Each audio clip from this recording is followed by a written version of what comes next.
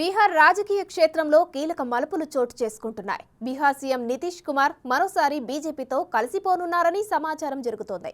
ప్రస్తుతం రాష్ట్రంలో ఉన్న మహాకూటమి నుంచి వైదొలగనున్నారని విశ్వసనీయ వర్గాలు తెలుపుతున్నాయి. లోక్సభ ఎన్నికలతో పాటు అసెంబ్లీ ఎన్నికలకు వెళ్లనున్నట్లు తెలుస్తోంది. ఇక తాజా పరిణామాల నేపథ్యంలో బీహార్ బీజేపీ చీఫ్ సామ్రాట్ చౌదరితో పాటు కేంద్ర మంత్రి అశ్విని చౌబేల్ పార్టీ అధిష్టానాన్ని కలిసేందుకు హుటాహుటిన ఢిల్లీకి బయలుదేరి వెళ్లారని బీజేపీ వర్గాలు చెబుతున్నాయి.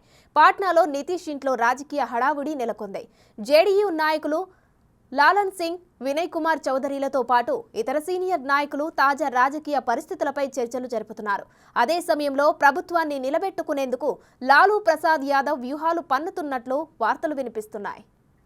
మొత్తం 243 స్థానాలు ఉన్న బీహార్ అసెంబ్లీలో మెజారిటీ దక్కడానికి కావాల్సిన సంఖ్య 122. ప్రస్తుతం మహాగఠబంధన్ కూటమికి 159 సీట్లు ఉన్నాయి. ఇందులో ఆర్జేడీకి 79, జేడీయూకి 45, కాంగ్రెస్కి 19, కమ్యూనిస్టులకు 16 సీట్లు ఉన్నాయి. వీరు కాకుండా ప్రతిపక్ష బీజేపీకి 78, హెచ్ఏఎంఎస్సీకి 4, ఏఐఎంఐఎంకి 1 సీటుతో పాటు ఒకరు ఇండిపెండెంట్గా ఉన్నారు.